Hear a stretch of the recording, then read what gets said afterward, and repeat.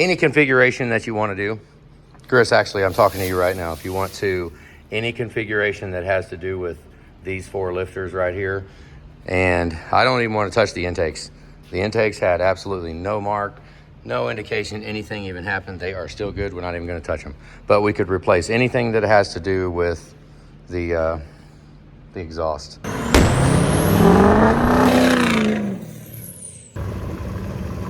So we finally got out, headed back up north. Let's spend some money on some fuel. The old girl's thirsty.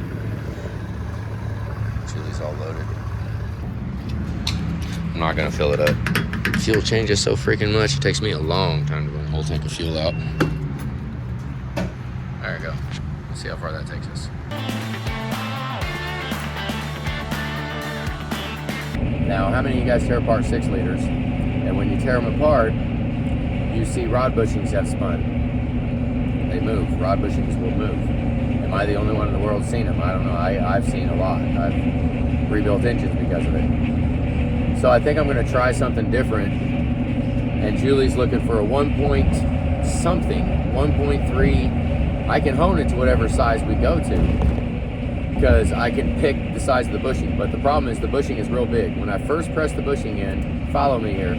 When I first press the bushing in, it's a boring bushing, so it's got a lot of sidewall.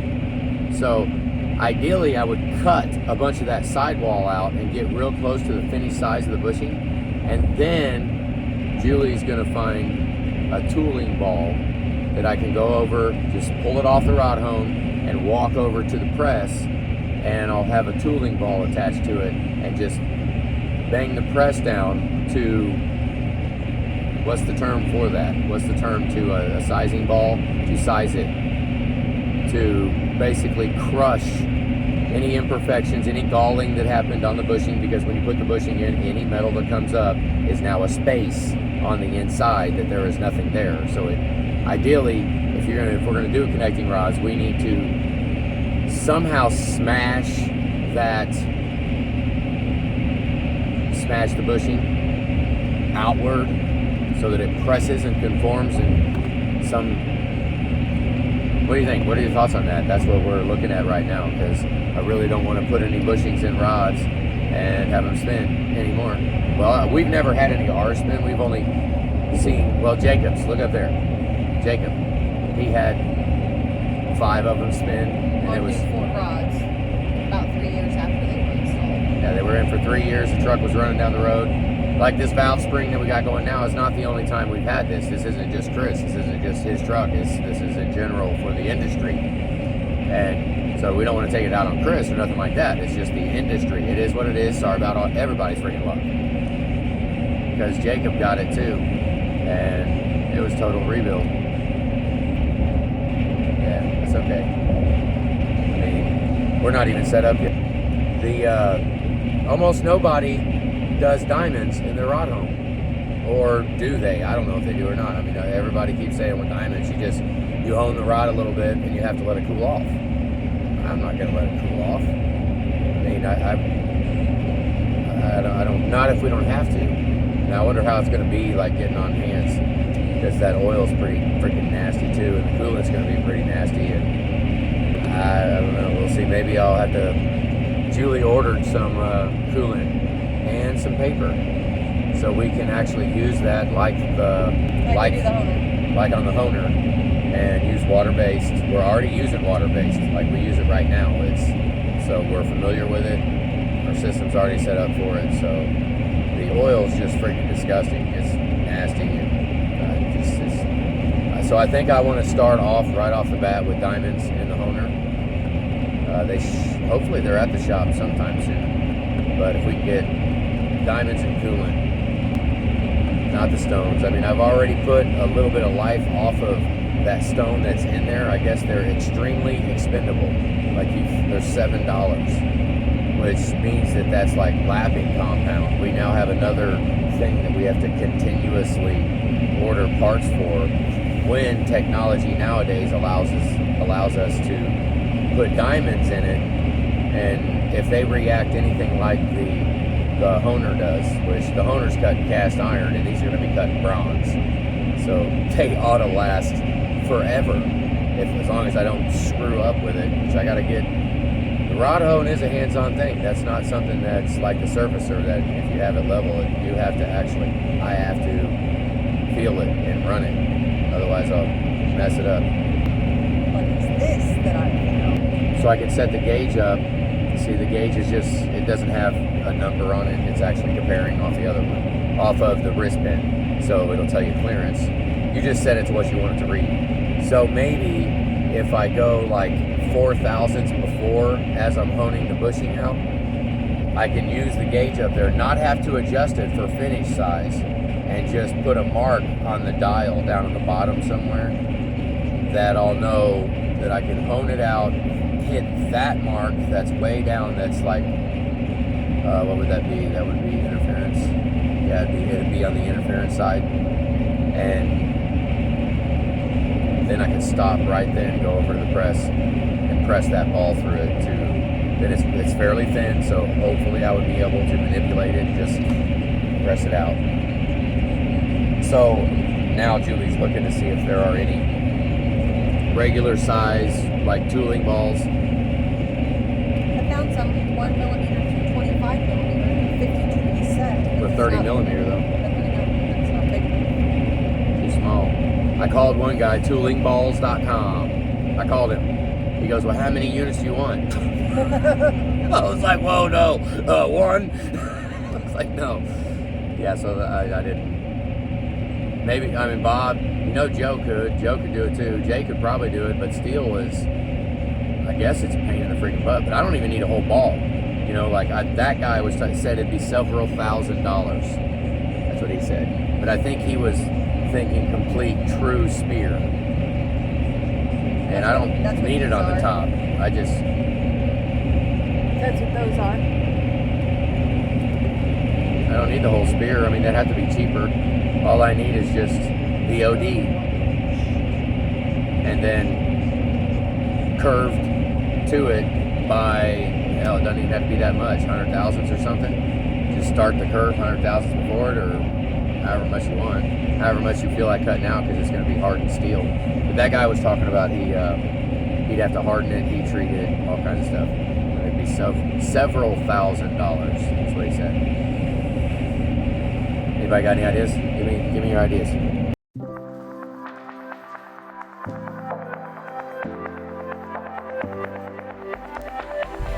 337,000 miles. Let's pull it in here. We gotta drop the oil right now.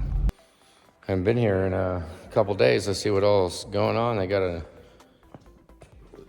King Ranch right here. Another side by side. 6.4 is still there. Ooh, what's going on over here? See, they always have something new in here. It's a whole 7.3. Look at that. What are they doing here? I swear they are like the absolute opposite of lazy. That's what they are here. That's why I hate even thinking about tearing this thing apart just yet. It's, I mean, coolant's rock steady. Everything's good. And, I mean, until something bad happens, kind of a drag to take it apart. Got packages here. Rattler packages. This box right here, we've carried this box. It's been around sitting here for a good long while. You've probably seen it on other videos. This box is for the lift gate. Well, she's had one fresh oil change since we got her. And basically, she's been stuck on a diet of all of the 500-mile break-in oil that we do at the shop. Every engine that we've done and put in, of course, this one is a Ford Reman 6.7, the last 6.7 we did in Grain Valley. And this is the break-in oil from it. And it has always been planned to go in the lift gate. We was moving, things were happening. This box did not get mated back up with the lift gate until right now. So guess what? She gets an oil change. And Cody's truck is in there right now. We're gonna have Cody's engine done here pretty quick. And so she's gonna be back on her lean diet of luber plate charged, halfway metal, flaked oil. Not really gonna lie, it's been a while since I've grabbed the tools and went and did oil change. Really hasn't. It's been a while.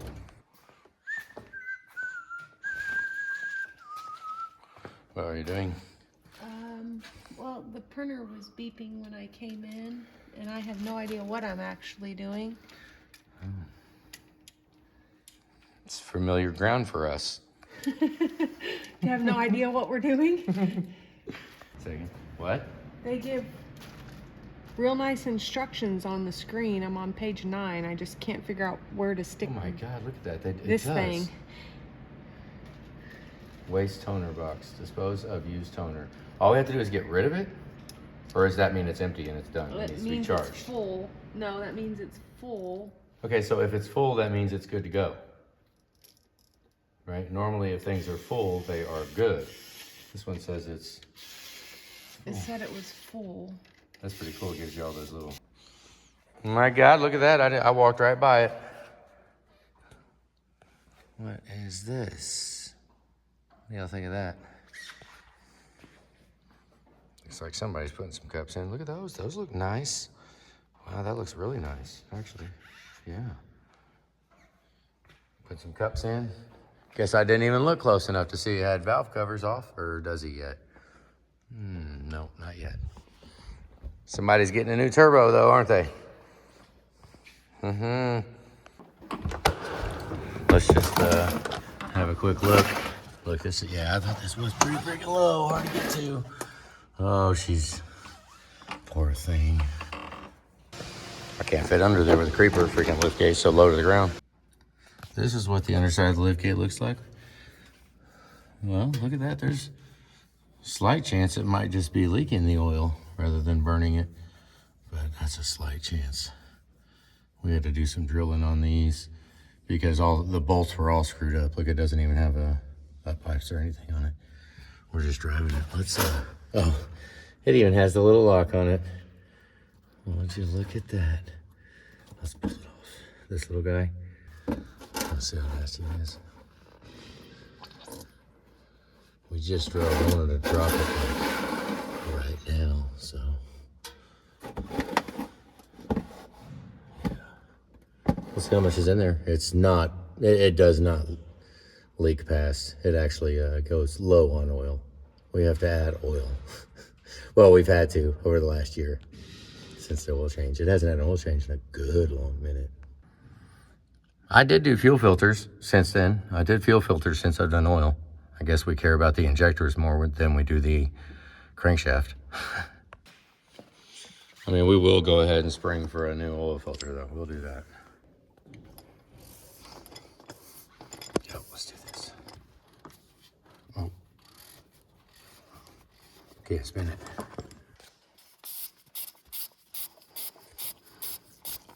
See how black this is. I bet this is poor thing. So it could be worse. Still has a little bit of brown on the filter, so, you know, it was only slightly neglected. I think every oil change is worth 2 drain pans. You got a little drain pan, keep the under the hood side all clean. That way we can pop this off and take a look at it. 300,000 miles. I mean, I'm not unhappy with it. The other drain pan for the bottom, is it still draining? Let's see. Yeah, a little bit. Let it drain. Cool. I mean, kudos to Rottler. They put they even, I guess they need to haul the jugs with peanuts in it, I guess. Could get, that would be a drag if that popped open. Got us a new jug. I'm thinking that right there. We're about to try that. Maybe in this. And we're gonna ditch the oil, maybe. That's what I'm talking about, a whole bunch of them. We are refreshed now. Haha. Thanks, Carrie and Julie. Yep. That thing does have its smell. It's got its own little smell. It's the only thing that smells like that. I mean, it's probably about the same oil that's in the valve grinder, but it's got its own little smell. What is in this freaking box? This is from Shawnee Mission Ford. is this set of exhaust gaskets. This should be the order for Cody's truck. I think this is the order for Cody's truck. I don't even know what that is. 20. Oh, that's those are crankcase O-rings. A master pack of 20 of them. They were pretty freaking cheap, like pretty cheap. So, it might be a little stock order. Oh, look at that. I can finally quit moaning and groaning about how far I cut that off because I thought it was bad. This is definitely not bad. That should be TA31, right? Yep. Got some block drains. We started covering the block drains. Why did they do that? That right there is such a wasted, I mean, maybe they need it. I've never had a new block drain with a thread messed up. You know, sometimes they just like over fix things. They fix things that weren't broken when they need to be fixing their rod bushings. If they could worry about getting their rod bushings in, save some money on the block drains on that plastic piece, and go ahead and invest that in packaging rod bearings, and we'd be a lot better off. Okay, I got sidetracked putting stuff away because I came back here and this is a mess. We had a funeral to go to and we kind of just took off and left it, had the hone out here in the middle of the freaking floor. I think I want to try to push the hone over and then put this right here, I hope. We'll see. I hope to get to that tonight, but I keep walking around and I keep seeing other things that I have to do and put up. Because look, I mean, there's just, for messing with the 6.4 turbos, I got crap out from that. And then I'm debating on whether or not, how about this? Let's talk about this right now. Okay. I really think I would be okay if we wanted to go ahead and replace both of the valves. If you want to replace them both, I'll do that. I don't care. It'll be all right. We can do both exhaust valves if you want, or none of the exhaust valves. They actually, I mean, they look like pristine, but we never know what kind of, I would just be beside myself if one of these heads popped off. But then again, how are we going to be if we put two new valves in it and one of the new valves heads popped off? Hence the dilemma, right? So anything that, any configuration that you want to do, Chris, actually, I'm talking to you right now. If you want to, any configuration that has to do with these four lifters right here, and I don't even want to touch the intakes. The intakes had absolutely no mark, no indication anything even happened. They are still good. We're not even going to touch them. But we could replace anything that has to do with the exhaust.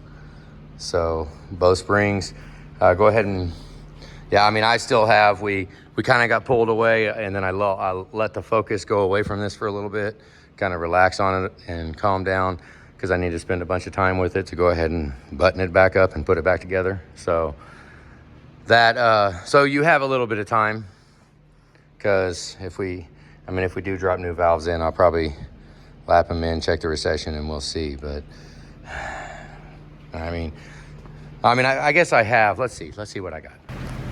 Okay, Sidetrack City. But I want to get this done real quick. What's up? That old girl is still dripping. I guess we got, you know what?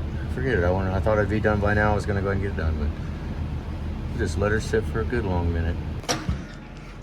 All right, so I'm sure I have them. Shoot, I don't know why the melting ones are in here. 6.4, 2180. Oh, those are intakes. Not sure if I do have them. Let me dig through here. Yeah, I mean, it looks like it. I got them in stock. These would be, well, 13, 183. Let's see if it has 6 liter 6.4 written on it. Those have 13, 182. Has 6.4 intake. I don't know the part numbers. I do not have them all memorized. Oh, 6.4 exhaust right there. 183. Okay. I know a lot of people would actually put 6.4 valves in and just send the cutter down in it. Maybe I'll experiment with that someday. Okay, so maybe it's 02 180. I have quite a few of those, so I'm sure I have another one. If that is it, let's go ahead and tear this open. See how she looks.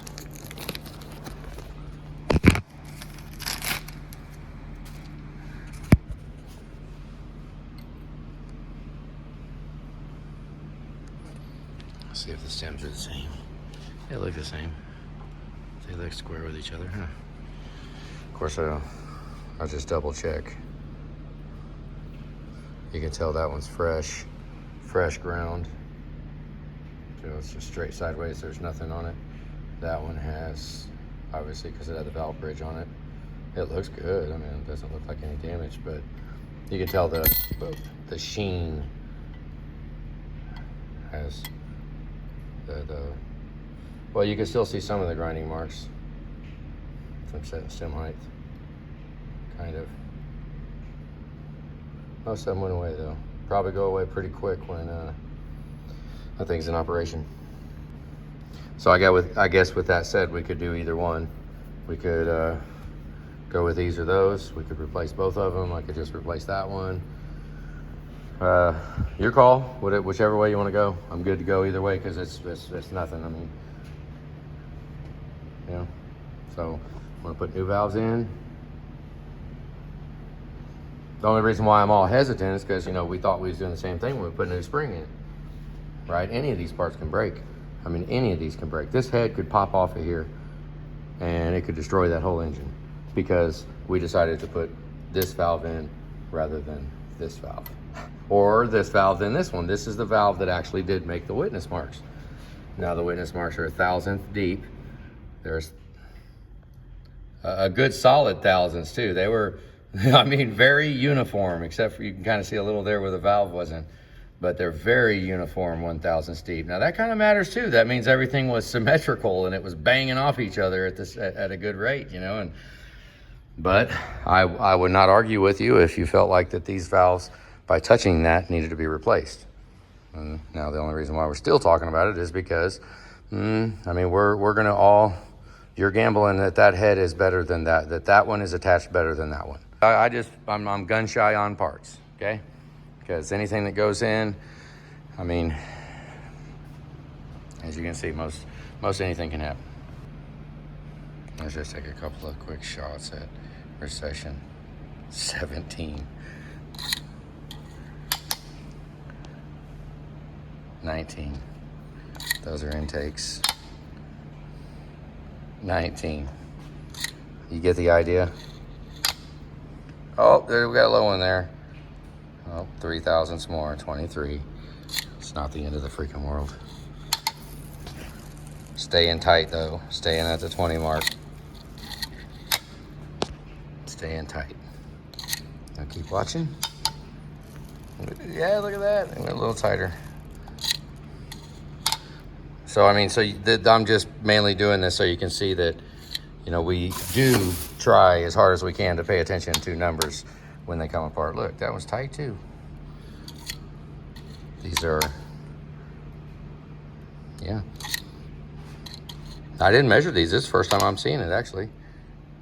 I think it was. Maybe I did measure it and already show you guys. I can't remember. Those numbers are wonderful. Now, I am going to probably, just to toot a horn a little bit, do a lap right there real quick and show you what 30,000 miles after just one quick lap, how it looks and where the contact patch is and how big the margin is and how wide the valve seat is and all that, because all those numbers matter. And I mean, I don't know all the science behind it, but I feel like I kind of have an idea of how to hit a number and make something go where we want it to go. So that's really all we try to do here. Got a little more cleaning and then we'll do that, but I'm not doing that right now. I would love to just get that honer set over there so it's not in the middle of the freaking floor. Okay, one last time. I waited plenty long enough. I don't care how much oil you got left in you, because we're not. This truck is so low, I do not spend very much time under here, hardly at all, and it kind of shows. Is that ball joint done? Sure is. I think actually the 2-wheel drive front end, like how it works, is it's fairly resilient. Like most of the time, you could take a 2-wheel drive truck on the front end and roll with them suckers for, well, 300,000. But I guess I can't say that because it did have ball joints done. So let's close this freaking Finalizing valve up and get down here. Okay, after who knows how long, we are finally done with this oil. It's really, it probably hasn't even had that many miles on it. Let's see how bad it stains the bottle. Oh, it stains it pretty good. Yeah, it's nasty crap. It looks pretty bad. It does look bad. Maybe that's, oh well. I don't know, what do you think? I guess it ain't too bad. You see it? It's not staining the funnel at all. It's pretty clean. Just looks black coming out of there, but that's, must have been a real hard 500 miles. You know, I'm actually wrong. This is James's. This is James's oil that had high fuel in it. So back when his fuel pump was leaking fuel. So I guess we're gonna change this oil again sometime soon, but probably that, I mean, it won't be too bad for this old girl. Throw a little bit of diesel charged engine oil through it, might clean some of the nastiness away. There might not even be any now, I don't know. Eventually we will take this engine apart and you will see how nasty it is, but oh well. See what I mean? We've got to use the funnel to pour all that back in there.